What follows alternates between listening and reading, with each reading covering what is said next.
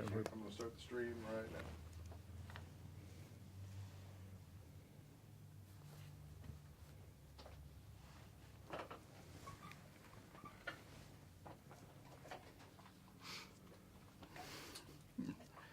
Yes.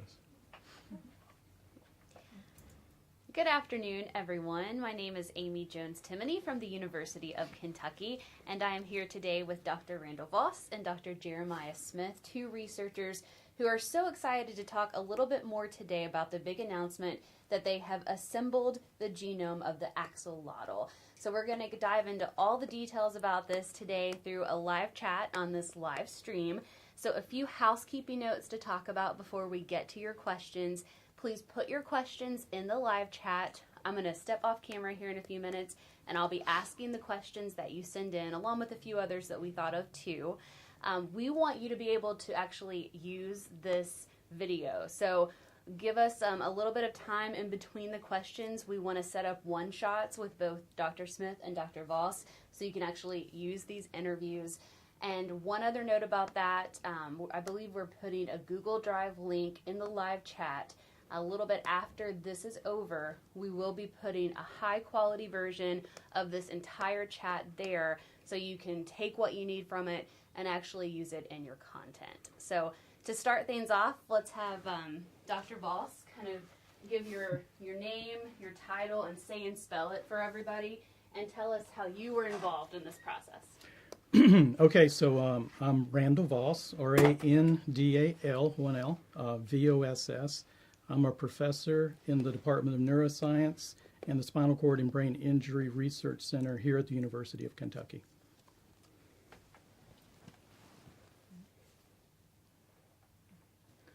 I'm Jeramiah Smith, Jeramiah-Smith.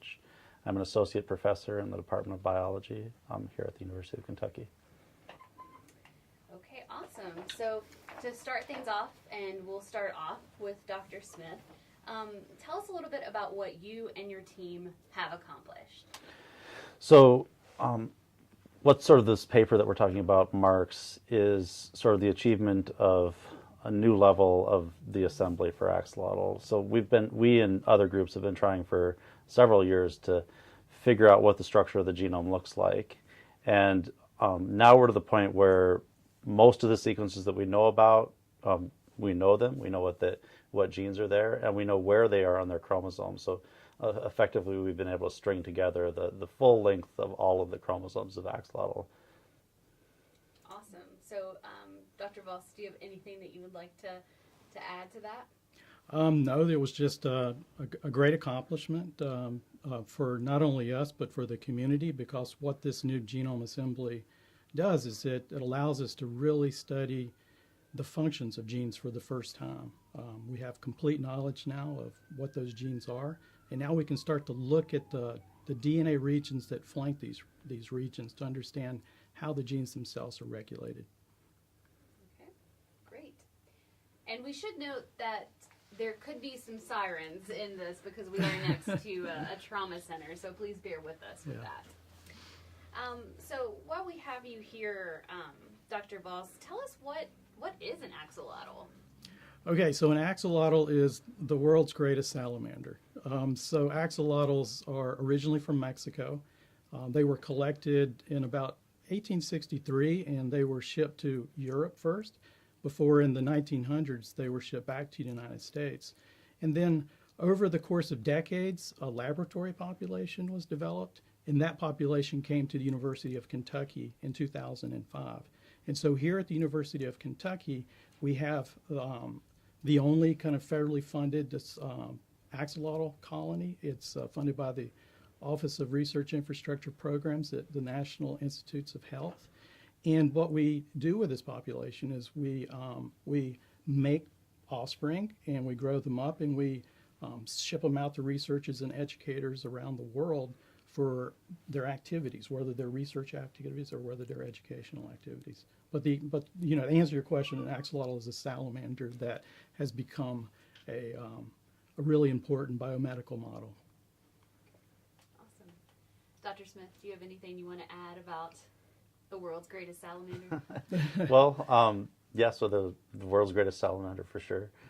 They also have really large genomes, which was a big part of this, a big part of what we had to work with. And I imagine we'll cover several of the other things that they're used for in terms of biology, medicine, studying evolution, and things like that.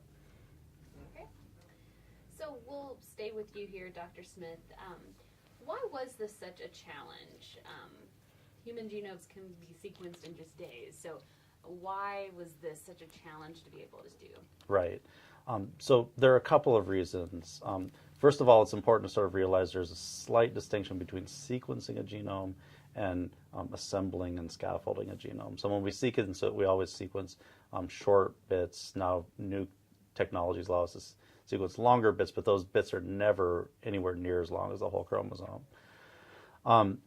The reason why axolotl is particularly difficult is that the axolotl genome is really big. So the genome itself is 10 times bigger than the human genome. The human genome has about 3 billion base pairs of DNA, which is a lot. Axolotl has over 30 billion base pairs of DNA. And so given that we're sequencing these in little bits, we have to sequence lots of little bits, and then we have to effectively, through the simplest approach, compare all those bits to each other. And as you sort of continue to increase the number of bits, the number of comparisons sort of skyrockets at that level. Dr. Voss, is there anything you'd like to add to that answer? Well, I mean, I think that he hit, Jeremiah hits the nail on the head. It's a very large genome. Eventually, as you sequence more and more of those bits, you do build larger pieces of the genome, so larger DNA fragments. And then that leads to the second challenge, which is how do you figure out how to put those larger pieces of DNA in their proper order? And then what the challenge is axolotls have 14 chromosomes. And so essentially we have to make 14 linear puzzles work from the large fragments that are sequenced and assembled.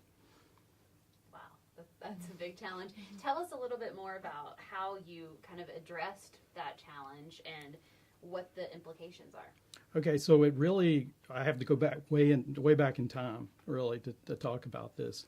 And go back a little bit into Jeremiah and my history. And so Jeremiah was my first graduate student. And, over 10 years ago, we started crossing the axolotl to other species which are related to the axolotl. All these species are collectively called tiger salamanders in a sense. And so we did these crosses because we were very interested in understanding why axolotls don't undergo a metamorphosis and don't seemingly age in some sense. And this approach that we used is called genetic linkage analysis. So we can cross two species, we can get an F1 hybrid, and then cross the hybrid back to an axolotl that segregates all of their variation, both their physical traits and their DNA variations in the second generation offspring. And then what we did at that time was to look at those variations and look for associations to whether or not they metamorphosed like a tiger salamander or pedomorphic like an axolotl. But we developed these crosses and stuck them in a freezer. And then Jeremiah was very clever a couple of years ago, and he thought, we could probably pull those tissues back out of the freezer and we could use them to assemble the large pieces of DNA that needed to be properly ordered to build a genome assembly. And that's essentially what we did. We sequenced 48 of the individuals from one of these old back crosses that we generated and looked at their variations and mapped them to the large DNA fragments, and then that allowed us to put these pieces together. And so linkage mapping, which is one of the most fundamental ways of doing genetics, was introduced at the early 1900s, is really the methodology that we used to build this assembly. Dr. Smith, is there anything that you'd like to add to that? We can cover this. Potentially we'll cover this a little bit later as well. But the other major challenge is really in order to find these differences that tell you whether you inherited part of the genome from a tiger salamander or part of the genome from axolotl. We have to sequence, and to address that question, technically you would have to sequence at least twice to know if they have some axolotl and some tiger salamander. But really, in practice, you have to sequence much more. And part of what we did for this study is we figured out a way to sort of sequence much less. So each individual we only sequence roughly on average one base, every base of the genome once. And using some clever approaches that were ideas initially, but then brought to reality by a really creative postdoc that works in my lab and in Randal's lab, Natalia, we were able to sort of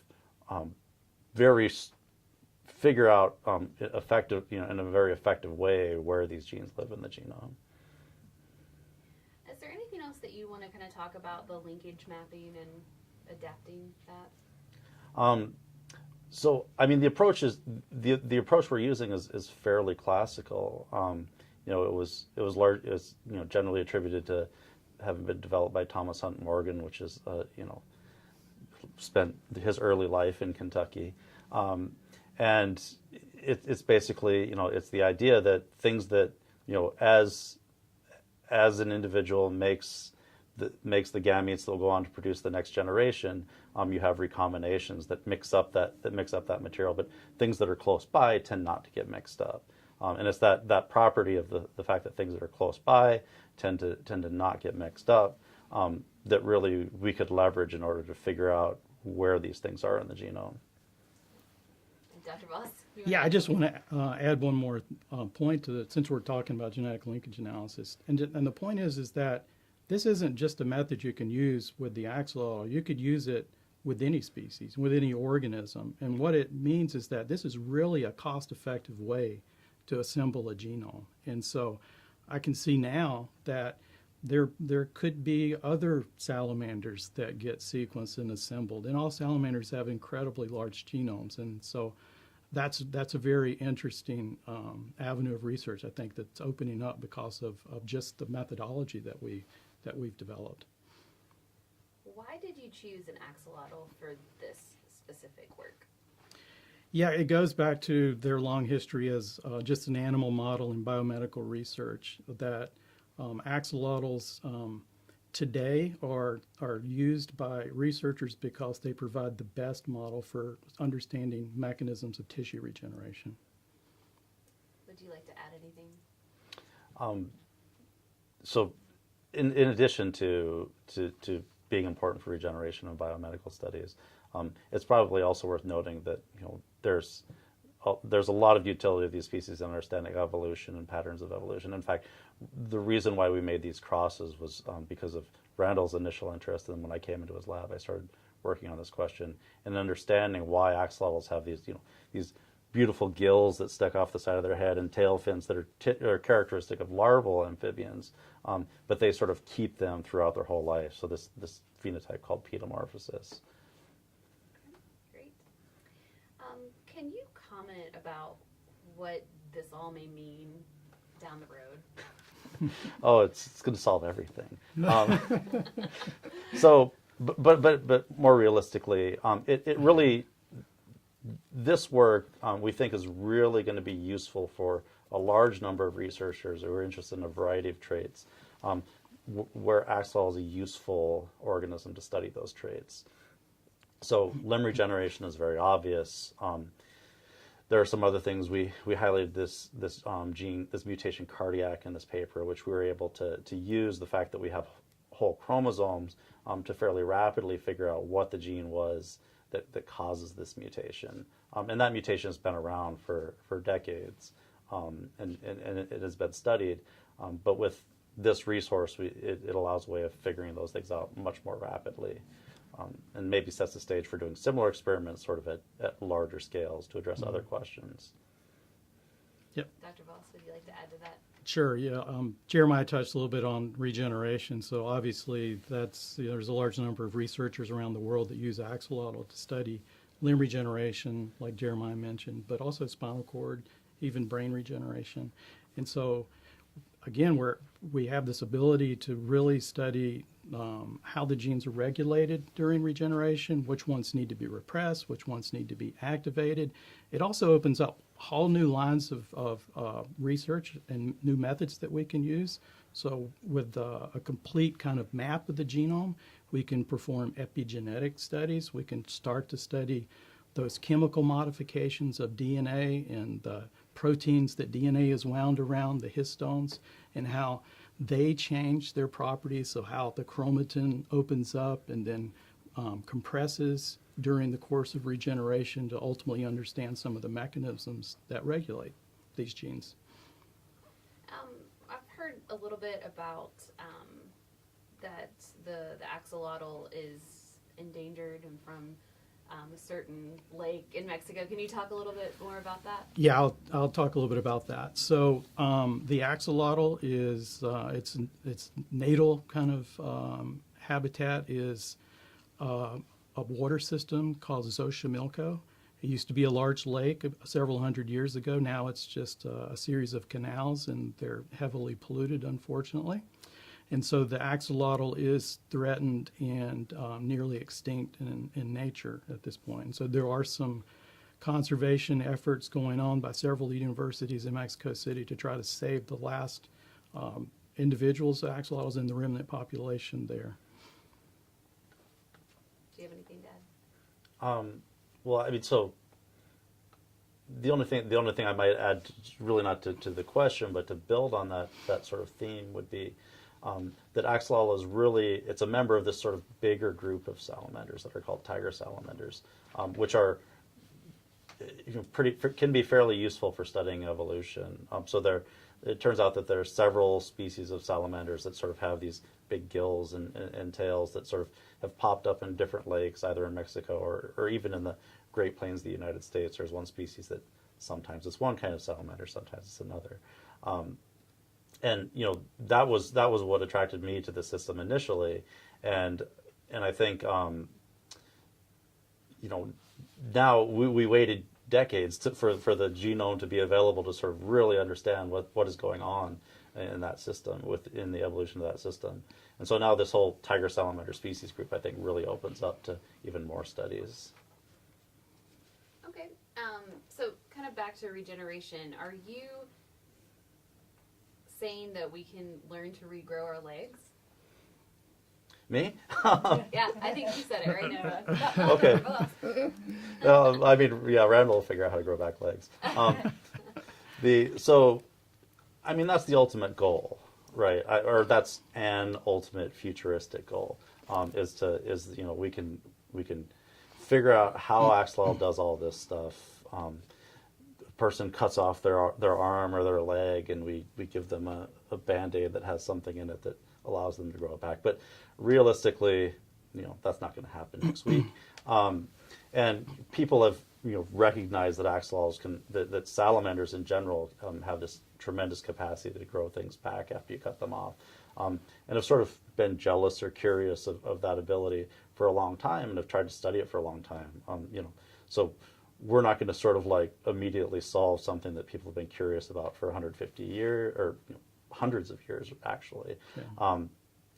But I think this reflects an important tool for sort of a community that's going to figure those things out. And some of the mid-range lessons of, well, how does the wound healing happen in axolotls, and how is the nerve involved, and what are the cells actually doing, and how do they turn on new genes? Those are questions over the short term that might have implications for sort of not full-blown regeneration, but helping Right. the healing process.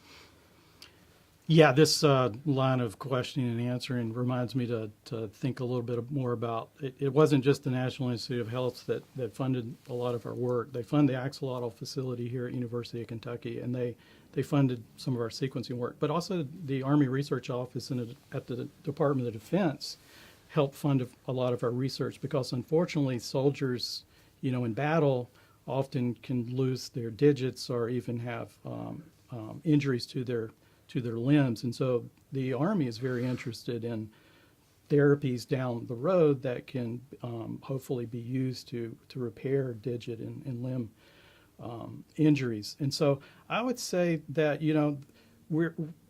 what the genome is going to allow us to do is really start to understand the differences between the wound healing response that happens when a mammal, when a human gets injured, versus the wound healing response plus regeneration response, which seems to happen coincidentally in the case of the axolotl.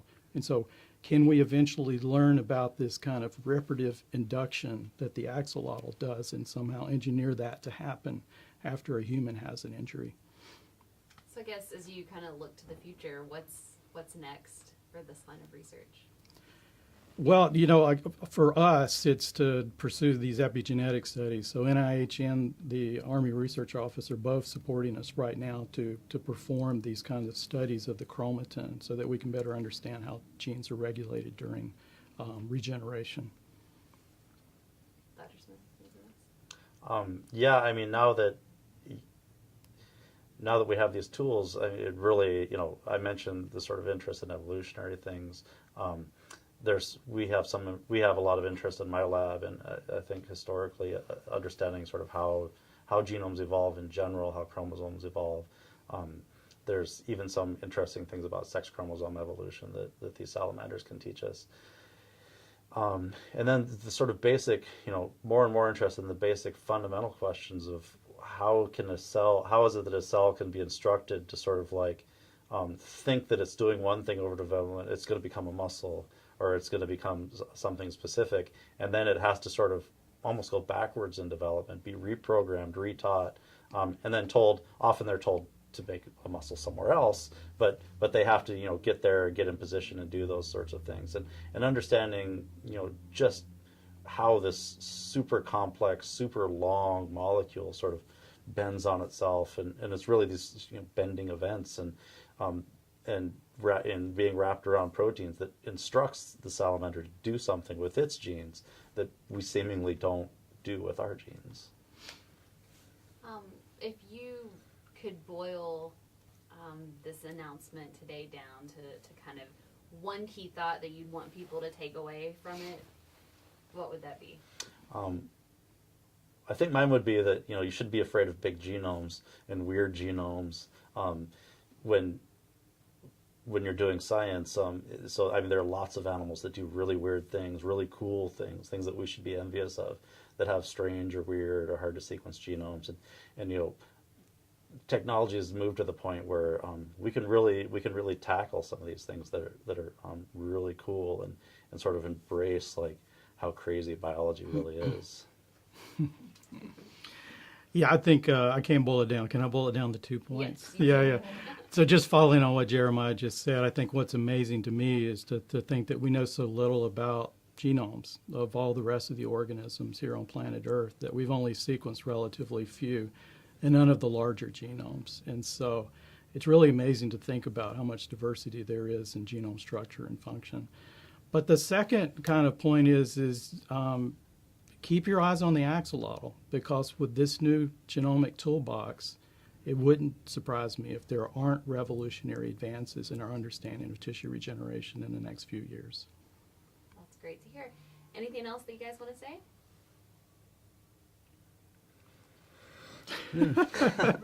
Long silence. Yeah, long silence. I think I've covered most of the points that I wanted to cover. Yeah, I mean, I think if maybe another lesson is, sorry, Hold for the siren. ambulance. Yeah. We're holding for a siren.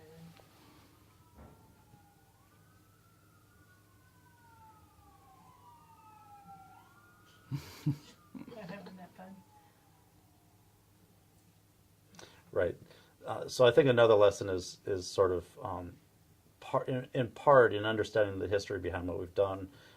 It sort of shows the winding road that science can take. So this initial path towards studying some weird looking, why a salamander looks weird and looks like it stays like a baby forever.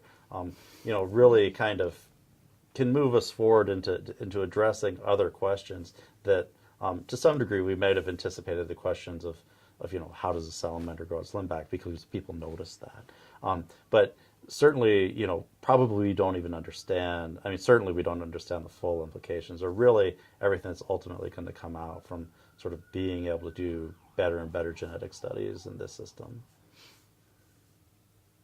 Okay. Okay. I think we're good. And again, we will make this available on high quality version. We'll put it in the description on YouTube if anybody needs that for their content. Thank you so much. Thank you. Thank you.